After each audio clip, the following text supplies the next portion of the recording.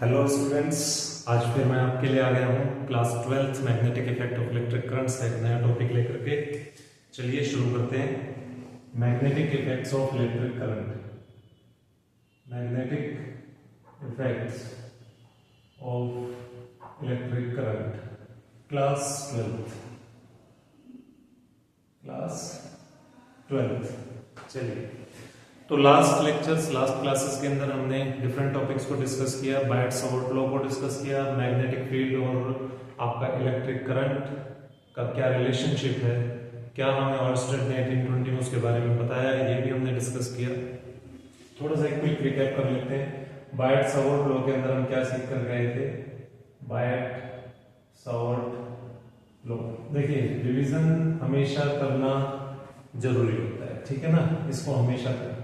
तो क्या सीख कर गए थे? dB is equal to mu naught 4 pi I dl sine theta divided by r square. इससे हमें क्या मिलता था? इससे हमें मिलता था एक छोटा सा मैग्नेटिक फील्ड जो कि एक छोटा सा करंट एलिमेंट आईडीएल प्रोड्यूस करता था एक पॉइंट P पर, ठीक है। करंट एलिमेंट कह लो या फिर कंडक्टर कह लो, पूरा कंडक्टिंग वायर था, उससे कुछ दूरी पर ये डीएल वेक्टर एक डीबी मैग्नेटिक फील्ड प्रोड्यूस करता था। उसी को फाइंड आउट करने के लिए, कैलकुलेट करने के लिए हमें बायट-सावर्त ने एक लॉ दिया, एक फॉर्मूला दिया, उसी को हमने क्या कहा? बायट-सावर्त लॉ, ठीक। इसमें कुछ स्पेशल केसेस भी हमने डिस्कस किए थे कि अगर यहाँ पर थीटा की वैल्यू अगर 0 हो जाती है तो dB आपका 0 हो जाता है, ठीक है। दूसरा केस क्या था कि अगर थीटा की वैल्यू 90 डिग्री हो जाती है तो तब आपका dB मैक्सिमम हो जाता है। क्या हो जाता है? मैक्सिमम हो जाता है, ठीक। ये सारी चीजें हमने बायट-सावर्त लॉ के अंदर ड्राइव की थी, बढ़िया से डिस्कस की थी। साथ ही साथ में हमने डिस्कस किया था magnetic field produced by a straight current carrying conductor CCC, ठीक। उसके अंदर हमने क्या फाइंड आउट किया था? शायद अभी भी आपको याद होगा, एक बार देख लेते हैं। स्ट्रेट करंट कैरिंग कंडक्टर कितना मैग्नेटिक फील्ड प्रोड्यूस कर रहा था? तो क्या फाइंड आउट किया था हमने? B is equal to mu naught I by 4 pi A sine phi 1 plus sine phi 2, ठीक है। Mu naught I by 4 pi A, ये हमारा एक फॉर्मूला निकल करके आया था किसके लिए? Magnetic field produced by a straight current carrying conductor at some given point P। इसके अंदर भी हमने 3 केसेस डिस्कस किए थे, ऑब्वियसली वो भी आपको अभी याद होंगे। तो आज हम क्या करने वाले हैं? आज हम मैग्नेटिक फील्ड फाइंड करेंगे किसके अंदर? लास्ट क्लास में मैंने आपको हिंट दे दिया था कि इस बार की क्लास हमारी क्या रहने वाली है? Magnetic field at the centre of a current carrying circular loop. चलिए तो शुरू करते हैं क्लास। रिवीजन हमारी हो गई है, चलो देखिए, अगर कंटिन्यूसली आप रिवीजन करते रहेंगे तो पुराने टॉपिक्स को रिवाइज करने के लिए रियली इतना ही टाइम लगता है, 5 से 10 मिनट का ही टाइम मुश्किल से लगता है, समझे। लेकिन ये कब पॉसिबल है? जब हम अपनी रिवीजन को, पुराने कॉन्सेप्ट्स को रूटीन बेस पर, रूटीन का मतलब ये नहीं है कि सुबह से शाम तक रोज करते रहे। रूटीन का मतलब है हफ्ते में कम से कम 2 बार 3 बार वीकली हम एक अपना नियम बना लें, एक अपना टारगेट सेट कर लें कि भाई पुराने टॉपिक्स हमें हफ्ते में 1 से 2 बार तो रिवाइज करने ही है, उसके ऊपर नजर डालनी है, ठीक। तो तब धीरे धीरे रिवीजन का जो टाइम है वो रिड्यूस होता चला जाएगा और with in a few minutes हम 5-6 टॉपिक्स को भी क्या कर सकते हैं? रिवाइज कर सकते हैं इजीली। चलिए आज हम मैग्नेटिक फील्ड फाइंड करेंगे। Magnetic field at the centre of a circular current carrying loop CCL, ठीक है। क्या है ये CCL? Current carrying loop, circular रहने वाला है उसका। चलो ये देखो, ये एक सर्कुलर लूप है हमारे पास में। इसके अंदर हम क्या देख रहे हैं? आपका करंट ट्रेवल कर रहा है, ठीक है। ये इसका सेंटर है ये इसका रेडियस है, ओके। और यहां पर अपना क्या है, एक करंट एलिमेंट है। यहां पर क्या है, एक छोटा सा करंट एलिमेंट। भाई जिस तरह से हमने एक स्ट्रेट करंट कैरिंग कंडक्टर को कहा था कि स्ट्रेट करंट कैरिंग कंडक्टर छोटे छोटे छोटे छोटे एलिमेंट से मिलकर के बना हुआ है, उसी तरह से अपना जो लूप है, ये भी तो वायर ही है ना। इस वायर को अगर आप सीधा कर देंगे तो ये स्ट्रेट सी हो जाएगा। अगर आप इसको एक लूप की शेप में इसको बेंड कर देंगे तो ये एक लूप की शेप में आपको दिखने लगेगा है। तो ये एक वायर ही, करंट कैरिंग कंडक्टर ही है, बस इसकी शेप बदल रही है। लेकिन शेप बदल जाने से फील्ड का फॉर्मूला भी क्या होगा, आपका बदल जाएगा फॉर श्योर, अभी हम देखेंगे। तो ये जो लूप है, ये भी तो छोटे छोटे करंट एलिमेंट से मिलके बना हुआ है ना। ये यहाँ पर एलिमेंट है, फिर यहाँ पर है, फिर यहाँ पर है, यहाँ पे यहाँ पे यहाँ पे, ये सब क्या है, ये सब इसके एलिमेंट्स हैं छोटे छोटे। तो यहाँ पर भी हम क्या फाइंड करेंगे कि ये जो डीएल वेक्टर, ये करंट एलिमेंट है इस लूप का, जो एक छोटा सा पार्ट है, ये इसके इस लूप के सेंटर पर, इसको हम नाम देते हैं ओ, इस सेंटर पर कितना मैग्नेटिक फील्ड क्या करेगा, प्रोड्यूस करेगा। ठीक है, ये इसका रेडियस है। आर वेक्टर अपना पोजीशन वेक्टर है। पोजीशन वेक्टर मतलब क्या है, इस सेंटर पर, इस सेंटर तक का डिस्टेंस कहां से, डीएल वेक्टर से, उसको हमने क्या बोल दिया है, पोजीशन वेक्टर से डिनोट कर दिया है। ये उसकी पोजीशन है उस पॉइंट की, ठीक है, जहां पर हम मैग्नेटिक फील्ड फाइंड करना चाहते हैं eight the centre of loop. चलिए तो फिर इसको शुरू करते हैं। हमें बायट-सवर्ट लॉ के अकॉर्डिंगली क्या मालूम है, अकॉर्डिंग टू बायट-सवर्ट लॉ, देखो बार बार एक ही जैसी चीजें हम डिस्कस कर रहे हैं, इससे क्या पता लगता है कि रिवीजन करना मस्ट है, पुराने टॉपिक्स हमारे प्रिपेयर्ड होने चाहिए। ठीक है, तो भी क्या हमें मालूम था, dB is equal to mu naught I dl sin theta divided by 4 pi r square.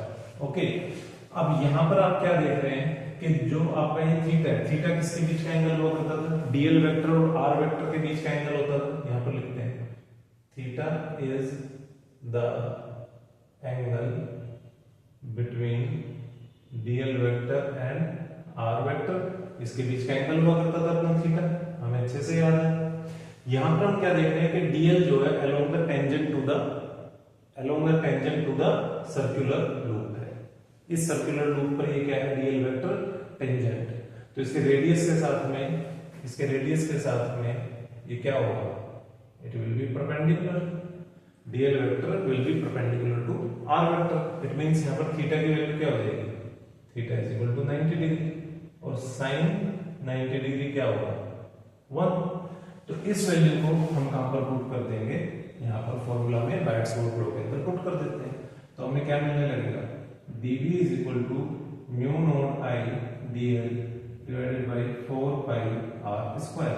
Biot Savart law के अंदर जो स्पेशल केसेस देखे थे, अभी थोड़ी देर पहले हमने स्पेशल केस देखे थे, जैसे क्लास शुरू की थी कि 0 डिग्री का एंगल होगा तो dB आपका 0 हो जाता था।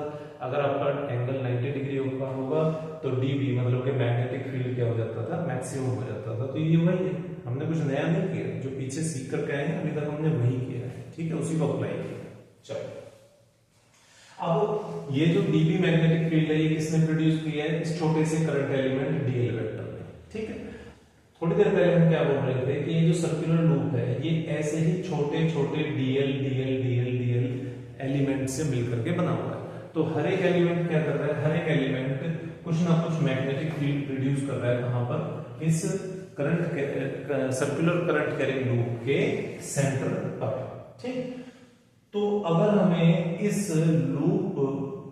लूप का टोटल मैग्नेटिक फील्ड निकालना है इस सेंटर पर, कि भाई ये कितना मैग्नेटिक फील्ड यहाँ पर प्रोड्यूस हो रहा होगा, टोटल मैग्नेटिक फील्ड इसके सेंटर पर, तो हमें जस्ट क्या करना पड़ेगा, सारे के सारे मैग्नेटिक फील्ड जो छोटे छोटे dB मैग्नेटिक फील्ड है, उनको क्या करना पड़ेगा, उनको सभी को इंटीग्रेट करना पड़ेगा। और इंटीग्रेट अगर हम कर देंगे तो हमें क्या मिलेगा, एक टोटल मैग्नेटिक फील्ड मिलने लगेगा, कहां पर, magnetic field at the centre of circular current carrying loop. ठीक है, चलो तो हम इसको क्या करते हैं, इंटीग्रेट। तो लिखते हैं on integrating both sides with in the given limits, चलिए करते हैं इसको इंटीग्रेट। dB 0 से लेकर के B तक। ठीक है, इनिशियल मैग्नेटिक फील्ड अपना 0 ही था जब करंट फ्लो नहीं कर रहा था। जब करंट ने फ्लो करना शुरू किया तो अपना कहां तक magnetic field, maximum magnetic field कहां तक हो गया, B तक मैग्नेटिक फील्ड इसने प्रोड्यूस किया, equal to integration of mu naught I dl divided by 4 pi r square. कहां से कहां तक, चलो अभी तो हमें पहले कॉन्स्टेंट्स को बाहर ले आते हैं, फिर इंटीग्रेट करेंगे dl को। चलिए इधर रब कर लेते हैं, इसका स्क्रीनशॉट ले लो अगर लेना है तो। चलो इसको रब करते हैं, अपनी डेरिवेशन अब हमें इधर करनी होगी, स्पेस की रिक्वायरमेंट है। चलिए तो क्या करते हैं कि यहां पर एक पार्टीशन डाल देते हैं। चलो इस बॉक्स के अंदर हम फर्दर डेरिवेशन करेंगे। अच्छा जी, ये क्या हो गया, ये हो गया आपका इंटीग्रेशन, क्या हो गया, b 0 से लेकर के b तक इज इक्वल टू, यहां पर हमारा कुछ कांस्टेंट वैल्यूज है, mu naught I divided by 4 pi r square integration of dl। ठीक है, जो हमारी कांस्टेंट वैल्यूज थी, म्यू नॉट कांस्टेंट था, 4 पाई कांस्टेंट था, I कांस्टेंट था और r भी क्या था, कांस्टेंट था। For the given case I और r भी क्या है यहाँ पर, कांस्टेंट है। सो dl कहां से कहां तक, अब dl क्या है, 0 से लेकर के और 2 पाई r तक। 2 पाई r क्या है, सरकमफेरेंस ऑफ द लूप। इसका सरकमफेरेंस, ये लेंथ जो है 0 से लेकर के कहां तक, जो इसका सरकमफेरेंस है लूप का, तो ये होगी इसकी लिमिट्स। सो ये क्या हो गया, b माइनस 0। मैं आपको पूरा लिख करके देता हूं, हालांकि इसको लिखने की कोई हमें रिक्वायरमेंट नहीं है, इतना हमें मालूम है, b माइनस 0 b है। ठीक है, upper limit minus lower limit. ये क्या हो गया हमारा, mu naught I by 4 pi r square, और थोड़ा सा इसको तो क्या, चलो यहाँ लिखे, नहीं थोड़ा सा इसको हटा ही देते हैं, थोड़ा सा छोटा कर लेते हैं। चलो अब ठीक है, हाँ जी। तो ये क्या हो गया अपना dl, ये क्या हो गया dl l, ये क्या हो गया अपना इंटीग्रेशन l 0 से लेकर के 2 पाई r। ठीक, b is equal to mu naught I by 4 pi r square into 2 pi r। वही है upper limit minus lower limit. 2 pi r minus 0, क्या बचेगा अपने पास में, 2 पाई r। चलो 2 से 4 गया, 2 पाई से पाई गया, 1 r से 1 r गया, क्या बचा अपने पास में, b is equal to mu naught I, ऊपर तो बाकी कुछ नहीं बचा है, जो भी है नीचे है। नीचे क्या है, तो अपना 2 है, और क्या है r, और क्या है r, इसके अलावा तो कुछ नहीं है ना। पाई से पाई गया, 1 r से r गया, 1 r हमने यहाँ पे लिख दिया 2, म्यू नॉट I 2। चलो तो ये हमारे पास में क्या आ गया, मैग्नेटिक फील्ड, जो अपना टोटल मैग्नेटिक फील्ड है, कहां पर, एट द सेंटर, किसके सेंटर पर, करंट कैरिंग सर्कुलर लूप के सेंटर पर टोटल मैग्नेटिक फील्ड कितना प्रोड्यूस हो रहा है, b is equal to mu naught I divided by 2r। Mu naught I 2r, इन चारों की अगर वैल्यूज हमारे पास में है तो हमारा काम बन जाएगा। ठीक है, ठीक है ना। म्यू नॉट की वैल्यू क्या है यहाँ पर, वो हम डाल देंगे, I की जो भी वैल्यू होगी गिवन वो डाल देंगे, 2 हमारा कांस्टेंट है, ये बदलेगा ही नहीं। R जो हमारा रेडियस गिवन होगा उस करंट कैरिंग सर्कुलर लूप का, वो हम यहाँ पर डाल देंगे। ठीक है, इस तरह से हमारा डेरिवेशन कंप्लीट हो गया।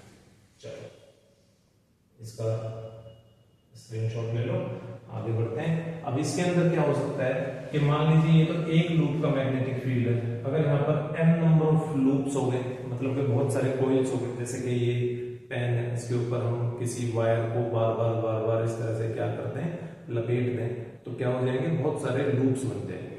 तो अगर वो केस हो गया हमारा, n नंबर ऑफ लूप्स हो गए, n नंबर ऑफ कॉइल्स हो गए, तो कहां पर लिखें, चलो यहां पर लिख देते हैं, यहां पे लिख देते हैं। ठीक है ना, देखिए, if n number of loops are there, अगर n नंबर ऑफ लूप्स हो गए तो तो फिर बी हमारा क्या हो जाएगा, B is equal to mu naught I N divided by 2r। भाई जस्ट सिंपली क्या करेंगे, एन से हम उसको मल्टीप्लाई कर देंगे, ठीक है ना। तो इस तरह से हमारे पास में क्या आ जाएगा, अगर n नंबर ऑफ कॉइल्स या n नंबर ऑफ लूप्स हमारे पास में प्रेजेंट है तो उसका मैग्नेटिक फील्ड के लिए हमारे पास में एक फॉर्मूला आ गया, mu naught I N divided by 2r। ठीक, चलिए यहां तक आपको समझ आ गया होगा। अब नेक्स्ट टॉपिक के ऊपर बढ़ते हैं। आज की क्लास के अंदर एक्चुअली हमें 2 टॉपिक्स कंप्लीट करने हैं। तो फर्स्ट टॉपिक आपका कंप्लीट हो गया है, ठीक है, इसको रब करते हैं।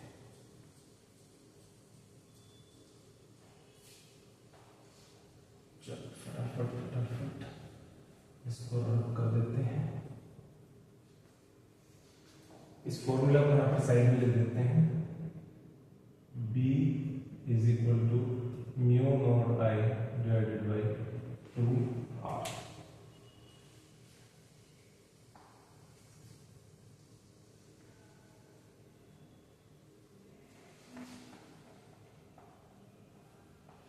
और अगर हमारे पास में n नंबर ऑफ लूप्स हैं तब हमारा फॉर्मूला क्या था, B is equal to mu naught I N divided by 2r। ठीक है, इसको बॉक्स में डाल देते हैं। ये हमारे फॉर्मूलाज किसके लिए आए हैं, करंट कैरिंग सर्कुलर लूप के सेंटर पर जो मैग्नेटिक फील्ड प्रोड्यूस होगा उसके लिए। ठीक है, चलो अब हम अपना नेक्स्ट टॉपिक शुरू करते हैं। नेक्स्ट टॉपिक आज हमारा क्या रहने वाला है, देखते हैं। सेकंड टॉपिक क्या रहेगा, इसको रब कर देते हैं। अच्छा एक बार मैं देख लेता हूँ कि ऊपर आपको दिख रहा है कि नहीं दिख रहा है, लेट मी चेक। हाँ दिख रहा है, ठीक है, इसको रब करते हैं और आगे बढ़ते हैं। आज का हमारा नेक्स्ट टॉपिक क्या रहने वाला है, magnetic field. Magnetic field due to circular current carrying loop at its axis।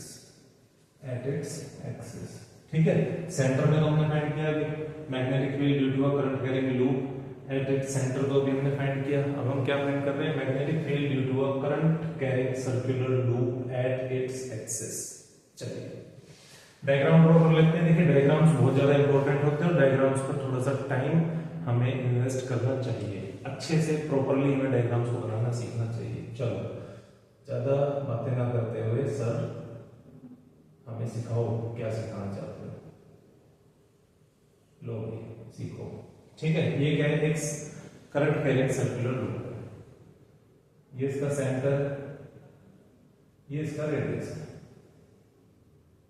इसका क्या है, रेडियस। इसको हमने r से रिप्रेजेंट कर दिया। ये इसका एक्सिस है, एक्सिस पर एक पॉइंट लोकेटेड है P। देखो ध्यान से समझना, बहुत धीरे धीरे समझाने की कोशिश कर रहा हूं, please take care of each and everything. इसको थोड़ा सा इधर कर लेते हैं। ये क्या है अपना पॉइंट P। ठीक है, ये इसके एक्सिस पर एक पॉइंट है P जो कि इससे कुछ दूरी पर है, ऑब्वियसली इसके एक्सिस से मतलब इसके सेंटर पे नहीं है, सेंटर से क्या है कुछ दूरी पर है। ठीक है, चलो हाँ ये अपना क्या हो गया, ये अपना हो गया पोजीशन वेक्टर। अच्छा ये कितनी दूरी पर है उसको हम किससे डिनोट करते थे, ए से डिनोट किया करते थे, लास्ट लेक्चर में भी आपको याद होगा। ठीक है, स्ट्रेट करंट कैरिंग कंडक्टर के अंदर भी हम ऐसे ही कर रहे थे ना, करंट कैरिंग कंडक्टर से परपेंडिकुलर दूरी थी किसी पॉइंट की, P पॉइंट की, और उसको हमने किससे रिप्रेजेंट किया था, A से रिप्रेजेंट किया था। ठीक है, ये क्या हो गया, ये यहां पर अपना है, एक मिनट रुकिए जरा, थोड़ा अच्छे से ड्रॉ करना जरूरी है, चलो ताकि आपको समझ में आए। ठीक है, ये आपका बाहर की तरफ क्या आ रहा है, ये बाहर की तरफ आपका आ रहा है dl वेक्टर। ये हमने क्या ले लिया है, इसके ऊपर एक करंट एलिमेंट ले लिया है। करंट एलिमेंट माने क्या होता है, इस लूप का एक छोटा सा पार्ट, एक छोटा सा टुकड़ा, उसको हमने क्या बोल दिया, dl वेक्टर। ये बाहर की तरफ आ रहा है। ठीक है, अच्छा अब इस dl वेक्टर से इस P पॉइंट की दूरी याद है ना, हुआ करती थी, क्या बोलते थे, पोजीशन वेक्टर से उसको डिनोट करते थे, वो क्या है आपकी S वेक्टर। क्या है, एस वेक्टर। चलो अच्छा, एक बात जो ध्यान देने वाली है यहाँ पर, पहले ही मैं आपको मेंशन कर देता हूं कि जो डीएल वेक्टर है वो यहाँ पर परपेंडिकुलर है टू द एस वेक्टर। अभी थोड़ी देर पहले भी आपने डीएल वेक्टर और किसको परपेंडिकुलर देखा था, पोजीशन वेक्टर। वहां पर हम पोजीशन वेक्टर को आर वेक्टर से डिनोट कर रहे थे, यहाँ पर आर से डिनोट नहीं कर रहे क्योंकि आर से हमने रेडियस को डिनोट ऑलरेडी कर दिया है, ठीक है। अदरवाइज ऐसी कोई बात नहीं है, अगर आप इसको एस से डिनोट कर दोगे रेडियस को, तो पोजीशन वेक्टर को यहाँ पर भी आर से डिनोट कर सकते हो, ठीक। कोई ऐसा हार्ड एंड फास्ट रूल्स नहीं है कि भाई इजी, वो इट डिपेंड्स, लेकिन थोड़ा क्या होता है, कन्वीनियंस होती है कि भाई रेडियस को हम जनरली आर से डिनोट करते हैं। तो चलो पोजीशन वेक्टर के लिए तो हमारे पास कुछ और भी हो सकता है, यहाँ पर हमने एस वेक्टर से डिनोट कर दिया। तो थोड़ी देर पहले भी हमने क्या केस देखा था कि डीएल वेक्टर और एस वेक्टर जब परपेंडिकुलर होते हैं तो ये क्या हो जाता है, मैक्सिमम हो जाता है मैग्नेटिक फील्ड, ठीक। अब यहाँ पर भी मैक्सिमम होगा ऐसा मैं नहीं कह रहा हूँ, बस इतना बता रहा हूँ कि हाँ ये परपेंडिकुलर हो सकता है, वो तुम देखेंगे भी मैक्सिमम होगा कि नहीं होगा। अच्छा, जो मैग्नेटिक फील्ड होगा that will be perpendicular, that will be perpendicular to S vector. Position vector की क्या होगा, वो परपेंडिकुलर होगा। अच्छा, ये हमारा 90 डिग्री है, ये दिख ही रहा है, ये हमारा क्या है, ये थीटा है, ठीक है। और ये क्या है, हमारा मैग्नेटिक फील्ड है। मैग्नेटिक फील्ड किसकी वजह से, मैग्नेटिक फील्ड इस करंट एलिमेंट डीएल वेक्टर की वजह से मैग्नेटिक फील्ड है, जो कि किसका पार्ट है, इस लूप का एक छोटा सा पार्ट है, कौन, डीएल वेक्टर। अच्छा, करंट भी फ्लो कर रहा है इसके अंदर, ये अपना करंट फ्लो कर रहा है, ये हम इसको थोड़ा सा डार्क कर देते हैं, ये अपना क्या है, करंट फ्लो कर रहा है आई, ठीक है। चलो अब ये सब चीजें आपको अच्छे से समझ में आ गई होंगी। चलिए अब यहां पर क्या है, हम क्या देख पा रहे हैं कि ये जो डीबी वेक्टर है जो कि मैग्नेटिक फील्ड है, इसके हमें क्या नजर आ रहे हैं, यहाँ पर दो रेक्टेंगुलर कंपोनेंट्स नजर आ रहे हैं। कौन से, एक कंपोनेंट तो नजर आ रहा है हमको ये, एक कंपोनेंट तो हमें ये नजर आ रहा है। ये कंपोनेंट क्या है, ये है perpendicular to the axis of the loop. ये जो एक्सिस है लूप का, इस पे क्या है, ये परपेंडिकुलर है, एक कंपोनेंट, पहला कंपोनेंट। और दूसरा कंपोनेंट क्या है, दूसरा कंपोनेंट आपका अलोंग द एक्सिस है, अलोंग द एक्सिस है, ठीक है ना। और किस डायरेक्शन में आगे बढ़ रहा है, ये थोड़ा सा सीधा कर लेते हैं, हाँ अब ठीक है, अब सही लग रहा है। तो किस डायरेक्शन में आगे बढ़ रहा है, ये पॉजिटिव एक्स एक्सिस में। किस एक्सिस में आगे बढ़ रहा है, पॉजिटिव एक्स एक्सिस में। और किसके अलोंग है, along the axis of this loop. और ये वाला कंपोनेंट क्या है, it is perpendicular to the axis, ठीक है। और मैग्नेटिक फील्ड क्या है, जो इन दोनों का रिजल्टेंट है मैग्नेटिक फील्ड, वो क्या है, that is perpendicular to the S vector. वो एस वेक्टर पे क्या है, परपेंडिकुलर है, ठीक है। क्लियर हो गई ये सारी बातें। चलो अब ये अगर थीटा है, ये क्या है, ये एंगल क्या है, ये थीटा है। तो ये और ये, इसके और ध्यान से देखो, ये क्या है, ये एक्सिस है, एक्सिस किसका, लूप का, ये एक्सिस है लूप का। और ये क्या है, मैग्नेटिक फील्ड का कंपोनेंट, ये परपेंडिकुलर टू द एक्सिस है। ये एक्सिस पे क्या है, ये एक्सिस पे क्या है, परपेंडिकुलर, ठीक है। और तो ये कितने डिग्री का हो गया, ये 90 डिग्री का हो गया, परपेंडिकुलर तो 90 डिग्री हो गया। और ये क्या है, ये है एस वेक्टर। एस वेक्टर कितना है, एस वेक्टर है आपका थीटा, ठीक। तो ये कितना हो गया, ये वाला एंगल कितना हो गया, जो कि एस वेक्टर बना रहा है किसके साथ में, इस परपेंडिकुलर कंपोनेंट के साथ में। ये कितना हो गया, ये हो गया आपका 90 माइनस थीटा, ये हो गया 90 माइनस थीटा। और टोटल कितना था, 90 डिग्री था, ठीक है ना। कौन सा टोटल, देखो इस चीज को बहुत ध्यान से समझना, क्योंकि बुक के अंदर जब आप इसको पढ़ेंगे या देखेंगे या नोट्स में देखेंगे, तो वहां पर आपको ये छोटी छोटी चीजें नहीं समझाई जाएगी, नहीं बताई जाएंगी। कई बार आपके स्कूल के अंदर भी ये चीजें स्किप कर दी जाती हैं, जनरली स्किप कर दी जाती हैं, ठीक है ना। तो इन चीजों को ध्यान से समझिए, वरना आप क्या करेंगे, इनको रटना शुरू कर देंगे, रोड लर्निंग शुरू कर देंगे, जिससे कि क्या होगा, जब एग्जाम में आप जाकर के बैठेंगे तो वहां पर आपको कुछ भी समझ नहीं आएगा, क्योंकि आपके पास आपके लॉजिक्स तो क्लियर है नहीं, कॉन्सेप्ट तो क्लियर है नहीं, आप लॉजिकल नहीं बन पाएंगे, ठीक है ना। तो यहां पर मैंने देखो क्या बताया कि ये एक्सिस था सर्कुलर लूप का, इस एक्सिस पर ये एक कंपोनेंट आया किसका, dB वेक्टर का, मैग्नेटिक फील्ड का, ये कंपोनेंट आया, ये परपेंडिकुलर ऑन द एक्सिस है, तो ये एक्सिस हो गया, ये कंपोनेंट हो गया, दोनों क्या हो गए परपेंडिकुलर, 90 डिग्री का एंगल हो गया। ठीक है, ये आपका s वेक्टर है जो कि पोजीशन वेक्टर था, किसका पोजीशन वेक्टर, पॉइंट P का, कहां से, dl वेक्टर से। ठीक है, अब इसको एक्सिस के और इस s वेक्टर के बीच का जो एंगल था वो थीटा था, और एक्सिस के और परपेंडिकुलर कंपोनेंट के बीच का एंगल 90 डिग्री था, तो आपके perpendicular component of magnetic field और s वेक्टर के बीच का एंगल कितना हो गया, 90 माइनस थीटा हो गया। क्लियर हो गई ये बात, चलो ये बात आपको क्लियर हो गई। अब यहां पर देखो दोबारा से देखो, ये आपका s वेक्टर था और ये आपका क्या था, मैग्नेटिक फील्ड था, dB वेक्टर, ये आपका क्या था, मैग्नेटिक फील्ड। इन दोनों के बीच कितने डिग्री का एंगल नजर आ रहा है, 90 डिग्री का। ये दोनों भी एक दूसरे के परपेंडिकुलर है, हमने कहा था नहीं कि ये दोनों क्या है, एक दूसरे के परपेंडिकुलर है। ठीक है, अब इसमें से ये आपका क्या है, ये यहां पर क्या है, ये यहां पर क्या है, ये आपका था कंपोनेंट ऑफ मैग्नेटिक फील्ड।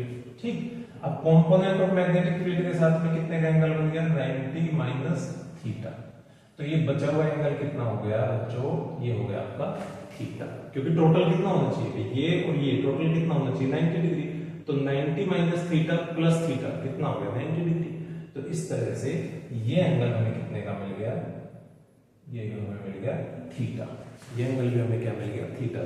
अब बुक के अंदर जस्ट ऐसे ही लिखा होगा थीटा थीटा। ठीक है, मैं ये नहीं कह रहा हूं आप इन चीजों को जानते नहीं, मैं I am not saying, I am not denying the fact कि आप लोग क्लास 12 में आ गए हैं, आप लोग अच्छे से मैथ्स को इन डीप पढ़ करके यहाँ तक पहुंचे हैं, बट स्टिल हमें इन छोटी छोटी चीजों में कई बार कंफ्यूजन हो जाती है और सभी बच्चों का लेवल कई बार एक जैसा नहीं होता है। तो एज अ टीचर मेरी रिस्पॉन्सिबिलिटी ये बनती है कि मैं आपको बिल्कुल बेसिक्स पढ़ाऊं, ठीक है ना, बिल्कुल इन डीप जाकर के कॉन्सेप्ट को क्लियर करना, यही मेरी कोशिश हमेशा रहती है। तो आप ऐसा मत सोचिए कि मैं आप लोगों की मैं ये सोचता हूँ आपके बारे में कि भी आप जानते नहीं है, मैं ऐसा नहीं सोच रहा हूँ, ठीक है ना, मैं जस्ट आपको क्या है इन डीप कॉन्सेप्ट को क्लियर करना चाहता हूँ। चलिए, तो ये हमारा क्या हो गया थीटा। अब अगर ये थीटा हो गया तो ये वाला कंपोनेंट क्या हो गया, इसको हम क्या लिख देंगे, dB cos थीटा, ठीक है ना भाई, एंगल वाला जिसके साथ एंगल बना रहा है ये उसको हम क्या लिखते हैं, cos कंपोनेंट। और ये जो अपना along the axis of circular loop है इसको हम क्या बोल देंगे, dB sin थीटा, क्या बोल देंगे, dB sin थीटा। चलो यहां तक की पिक्चर आपको पक्का क्लियर हो गई होगी, ठीक है ना। अब हम आगे बढ़ते हैं। अब हमें क्या पता है, हमें पता है कि आपका लिख देते हैं यहां पर अकॉर्डिंग टू बायट, भाई ये जो बायट सावर्ट लो है ना, ये तो मतलब बिल्कुल ही रट लो अच्छे से, बहुत अच्छे से इसको तैयार कर लो, हर जगह देखो इसकी जरूरत पड़ती है, ठीक है। According to Biot Savart law, यहां पर हम क्या देखते हैं, dB is equal to mu naught I dl sin theta divided by 4 pi r square. अब r यहां पर हमारा क्या हो गया है, वो हो गया हमारा s, वो हमारा क्या हो गया है s, ठीक है ना, क्योंकि r क्या होता था, r होता था आपका करंट एलिमेंट से उस p पॉइंट तक की दूरी, तो करंट एलिमेंट से p पॉइंट की दूरी हमने यहाँ पर r नहीं ली है, उसको हमने किससे रिप्रेजेंट किया है, s वेक्टर से, पोजीशन वेक्टर से रिप्रेजेंट किया है। तो यहाँ पर हमारा r क्या हो गया है s, मैं फिर से आपको बता देता हूँ, यहाँ पर हमारा फॉर्मूला में क्या था r स्क्वायर, लेकिन अब हम इसको क्या लिख रहे हैं, अब हम इसको लिख रहे हैं s स्क्वायर, ठीक है। तो वो क्यों लिख रहे हैं वो मैंने आपको बता दिया है। चलो अब हमें क्या मालूम है, अब हमें मालूम है कि हमारा जो ये था अपना ये dl परपेंडिकुलर था किसके, s के, तो ये क्या हो गया 90 डिग्री हो गया, ऑब्वियसली परपेंडिकुलर का मतलब क्या है, थीटा क्या हो गया, थीटा हो गया अपना 90 डिग्री, ठीक है ना। किसके बीच का थीटा, dl और s के बीच का। अब ये देखो ये भी कई बार कंफ्यूजन क्रिएट हो जाती है, ये डीएल एक्चुअली बाहर की तरफ आ रहा है ऐसे, ठीक है ना, और एस इस तरह से जा रहा है, तो इन दोनों के बीच में कितने डिग्री का एंगल बन गया, 90 डिग्री का एंगल बन गया। तो ये क्या हुआ आपका mu naught I D L divided by 90 degree की वैल्यू तो 1 हो गई, तो ये क्या बचा 4 पाई एस स्क्वायर, 4 पाई एस स्क्वायर। क्लियर हो गई ये बात, बढ़िया से समझ में आई, आगे बढ़े। चलो थोड़ा सा मैं अब यहाँ पर रब करना चाहता हूँ, क्योंकि मुझे क्या है थोड़े से स्पेस की रिक्वायरमेंट है, ठीक है। ये चीजें मैं यहाँ से रब कर देता हूँ, ये मैं यहाँ से रब कर रहा हूँ, इसको तो लिखा रहने दो, हाँ, और यहां पर भी हम लिख देते हैं as DL vector is perpendicular to S vector, ठीक है। इसीलिए तो हमने साइन थीटा को क्या कर दिया 90 डिग्री, उसकी वैल्यू 1 हो गई, तो अपने पास क्या बचा mu naught I DL divided by 4 pi S square. ये अगेन देख कर क्या है, कई बार देख लिया, अभी इसी क्लास में भी देख लिया कि मैक्सिमम हो जाता है आपका फील्ड का जब आपका एंगल इन दोनों के बीच क्या हो जाता है 90 डिग्री का हो जाता है, ठीक है। तो इस चीज को ध्यान रखो। अब देखो बहुत इंपॉर्टेंट बात, अब मान लो कि इसके इसी करंट एलिमेंट, इसी circular current element sorry loop के ऊपर हम एक और क्या ले लेते हैं, एक और डीएल वेक्टर ले लेते हैं, मतलब कि एक और एलिमेंट इसका ले लेते हैं, और ये हो गया इसके, ये हो गया इसका करंट, ये हो गया इसका करंट, ठीक है आई, ठीक है, ये हमने ले लिया। अब यहां से भी हम क्या करेंगे भाई, इस डीएल वेक्टर से भी तो आप एक पोजीशन वेक्टर ड्रॉ कर सकते हैं, हम कहां तक के लिए ड्रॉ कर सकते हैं। ये पी पॉइंट बड़ा परेशान कर रहा है बेचारा, कभी इधर कभी उधर। भाई यहां तक के लिए हम एक और पॉइंट, एक और पोजीशन वेक्टर नहीं ले सकते हैं क्या, यहां से डीएल वेक्टर से ये ले लिया हमने, एक और पोजीशन वेक्टर ले लिया, वो भी कितना हो गया, वो भी आपका हो गया एस वेक्टर, ठीक है। इसी तरह से इस पोजीशन वेक्टर पर क्या होगा, इस पोजीशन वेक्टर पर परपेंडिकुलर होगा क्या, मैग्नेटिक फील्ड।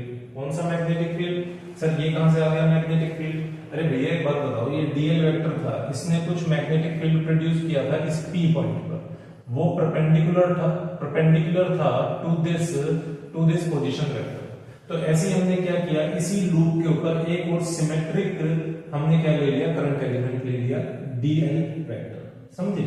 वो ऊपर था, नीचे ले लिया, यहाँ पे ले लो, यहाँ पे ले लो, यहाँ पे कहीं पे भी ले लो, इसके पूरे सर्कमफेरेंस पे कहीं पे भी ले लो, सिमेट्रिक होने चाहिए, लेकिन वो दोनों क्या होने चाहिए, सिमेट्रिक होने चाहिए, जैसे कि ये दोनों क्या है symmetric.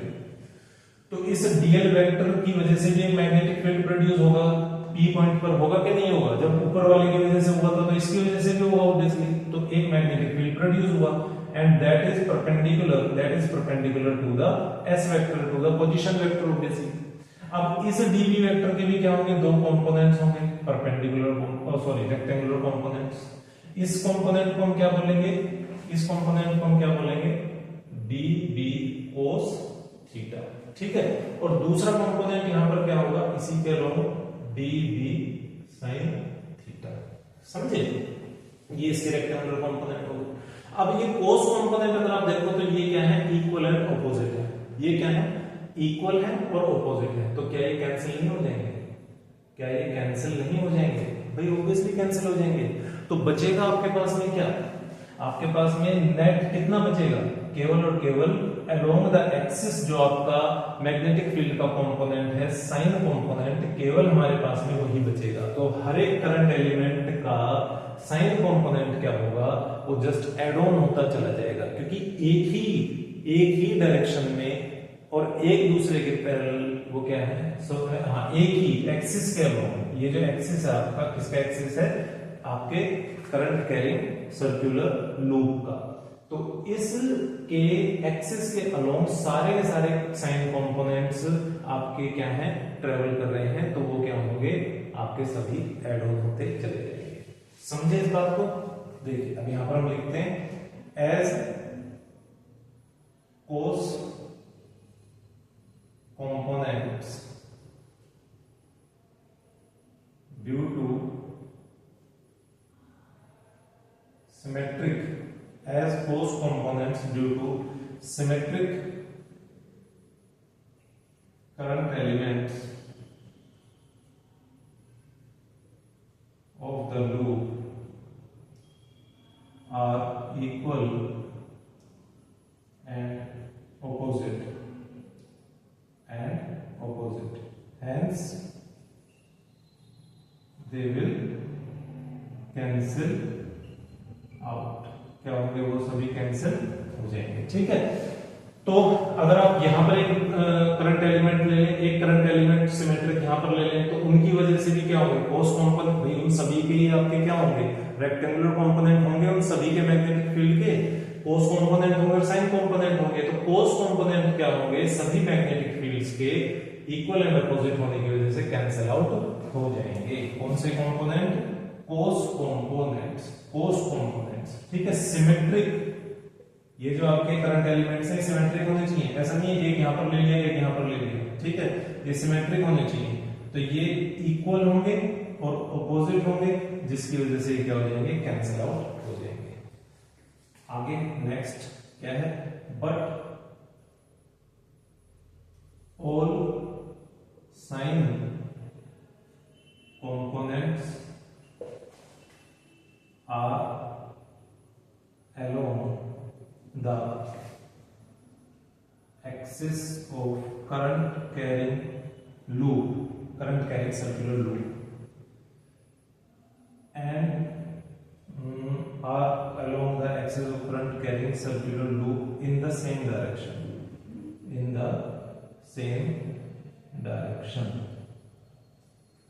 as a result they will add on. क्या हो जाएंगे? एड ऑन हो जाएंगे। कौन एड ऑन हो जाएंगे? Sine components. समझे भाई? कोस कंपोनेंट तो आपके क्या हो गए? Equal and opposite, cancel out हो गए। और जो साइन कंपोनेंट है, सभी मैग्नेटिक फील्ड के साइन कंपोनेंट्स क्या है? Along the axis of loop है, तो वो सभी क्या होते चले जाएंगे? एड ऑन होते चले जाएंगे। समझ में आ गई ये बात? अच्छे से क्लियर हुआ?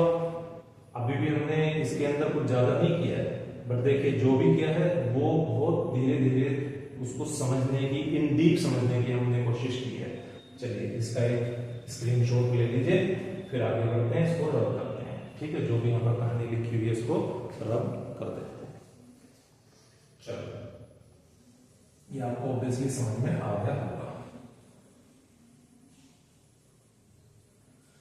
अच्छा जी, अब हमारे पास क्या बचा? हमारे पास क्या बचा? Mu naught I dl 4 pi s square. ठीक है, क्या बचा? Mu dv is equal to mu naught I dl 4 pi s square. ये हमारे पास में मैग्नेटिक फील्ड आ गया किसका? एक छोटे से करंट एलिमेंट dl वेक्टर। ठीक है,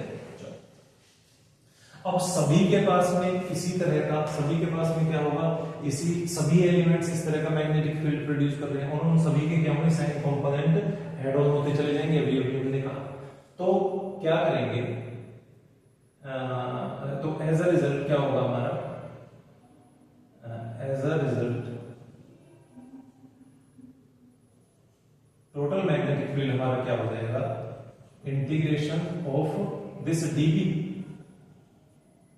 सारे के सारे छोटे छोटे डीबी का क्या करते हैं? इंटीग्रेशन कर देंगे। भाई बार बार हम यही तो कर रहे हैं कि सभी का क्या करते हैं? सभी छोटे छोटे करंट एलिमेंट्स जो आपका छोटा छोटा सा मैग्नेटिक फील्ड प्रोड्यूस करते हैं, उसको हम सबको क्या कर देते हैं? इंटीग्रेट कर देते हैं। हमारे पास क्या आता है? टोटल मैग्नेटिक फील्ड आ जाता है। भाई माइक देखने को चल रहा है कि नहीं? ओह माय गॉड, माइक नहीं चल रहा है, तो बड़ी प्रॉब्लम हो गई।